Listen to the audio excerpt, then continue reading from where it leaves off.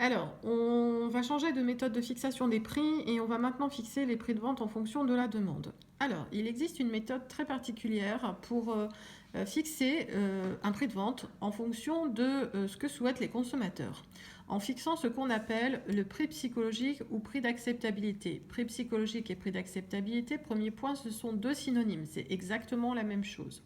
D'accord ? Le prix psychologique ou prix d'acceptabilité, donc c'est le prix pour lequel il y aura le maximum d'acheteurs potentiels, c'est-à-dire le maximum d'acheteurs prêts à accepter le prix qu'on va leur proposer. Il ne faut pas rêver, on n'aura pas 100% d'adhérents au prix qu'on va proposer, mais on va au moins retenir le prix qui ralliera le maximum de consommateurs. Alors, je vous explique, vous lirez le petit texte, moi je vous explique avec mes propres mots. Imaginons que je vous envoie acheter une bouteille de vin. À moins d'être amateur de vin, vous n'y connaissez pas grand-chose sur la qualité des bouteilles de vin qui vous sont proposées dans le magasin. Sur quoi est-ce que vous allez vous baser pour acheter cette bouteille de vin ? Un prix pas très élevé, vous allez vous méfier, vous allez dire « Oh, ça ne doit pas être de la bonne qualité ». Inversement, un prix trop élevé, vous allez dire « Non, c'est pas dans mon budget, il ne faut pas exagérer, je vais quand même pas mettre ce prix-là pour une bouteille de vin ». Et donc, la méthode du prix psychologique ou prix d'acceptabilité repose sur ce constat. C'est-à-dire que lorsque un consommateur ne connaît rien sur le produit, pour, pour, pour savoir s'il achète ou pas le produit, il va se baser sur son prix. Pour juger la qualité du produit, il va se baser sur son prix. Donc un prix élevé, c'est pas bon parce que parfois c'est trop cher par rapport à son budget, et un prix pas assez élevé, inversement, le consommateur va se méfier, il va se dire non, mais moi j'achète pas non plus parce que ça risque d'être de la mauvaise qualité. Donc voilà comment on procède pour fixer le taux d'acceptabilité ou le prix d'acceptabilité, ou le prix psychologique. Alors on prend un échantillon de consommateurs. Ici, dans mon exemple, je prends 500 personnes. À ces 500 personnes, je propose 9 prix qui vont regarder dans le tableau de 100 à 140 euros. Aux 500 consommateurs, j'ai posé 2 questions. Au-delà de quel prix vous n'achetez pas parce que vous trouvez que c'est trop cher ? En deçà de quel prix vous n'achetez pas parce que vous vous méfiez et vous pensez que c'est de la mauvaise qualité. Vous avez le nombre de réponses donc des consommateurs qui ont fixé leur prix au-delà duquel ils n'achètent pas, et le nombre de réponses des consommateurs à la question non, moi j'achète pas non plus parce que je trouve que c'est trop cher.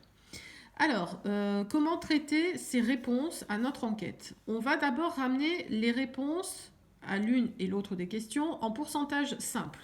Allez, on y va. Donc ici, je prends les réponses prix excessif, pourcentage simple, idem à côté.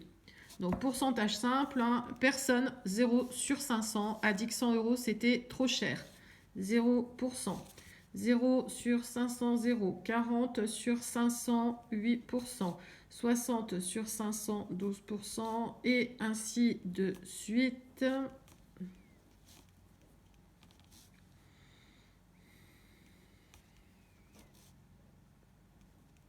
Voilà. Pas besoin de sa calculatrice pour affirmer qu'ici j'ai un total de 100%.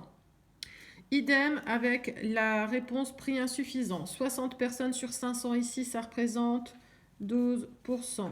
Ici, 16%, 16%, 22%, 16%, 12%, 6%, 0%, 0%, total de la colonne, 100%.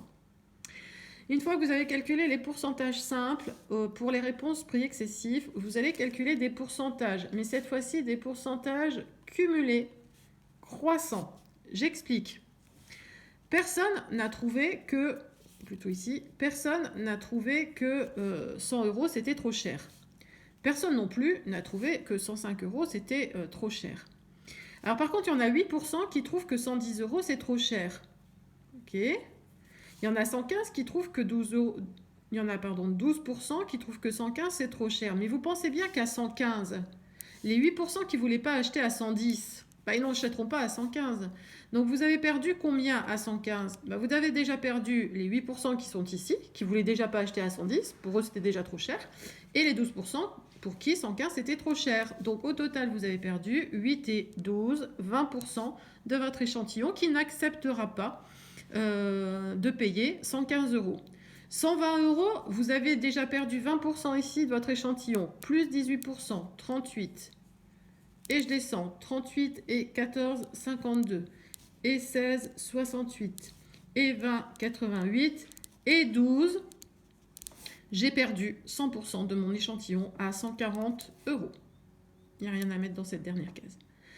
Vous allez maintenant me calculer les pourcentages cumulés, cette fois-ci décroissants, pour les réponses prix insuffisants. Et là, conseil, partez du bas. Regardez, ici, personne n'a trouvé que 140 euros, c'était pas assez cher. Personne n'a trouvé que 135 euros, c'était pas assez cher. 6% trouvent que 130 euros, c'est pas assez cher. Alors, il y en a 12% qui trouvent que 125 euros, c'est pas assez cher. Bah, vous pensez bien que déjà les 6% qui ne voulaient pas acheter à 130 parce que soi-disant c'était pas assez cher, ils n'achèteront pas à 125.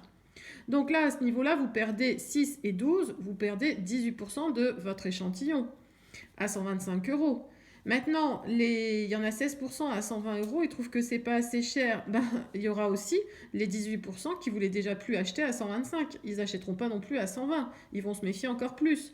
Donc 18 et 16, 34. 34 et 22, 56.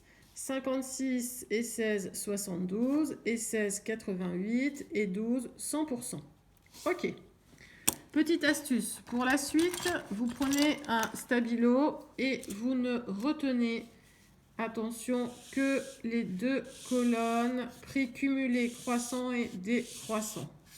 Et vous calculez ce qu'on appelle le taux d'acceptabilité sur 100% de l'échantillon. J'ai perdu ici 0% sous prétexte que c'est trop cher.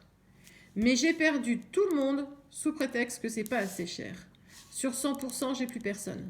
Personne n'achètera à 100 euros. Sur 100% de l'échantillon, j'enlève 0% de ceux qui trouvaient que c'était trop cher. J'enlève 88% qui trouvent que c'est pas assez cher. Il me reste quand même 12% de mon échantillon prêt à acheter à 105 euros. Une dernière fois, sur 100% de l'échantillon, 8% trouvent que c'est trop cher. 72% trouvent que c'est pas assez cher. Il me reste quand même 20% de mon échantillon prêt à acheter à 110. Et ainsi de suite. 24, 28, 30, 26, 12 et 0. Conclusion. Qu'est-ce que j'observe? J'observe que le taux d'acceptabilité le plus élevé, il est ici, pour 30%. Je vous l'avais dit, il ne faut pas rêver, on n'aura jamais 100%. 30%, c'est ce que je fais de mieux. Et c'est ce que je fais de mieux avec un prix de 125 euros. Conclusion. Mon prix psychologique, il est ici de 125 euros. Et je justifie ma réponse parce qu'il correspond à un taux d'acceptabilité maximum de 30%.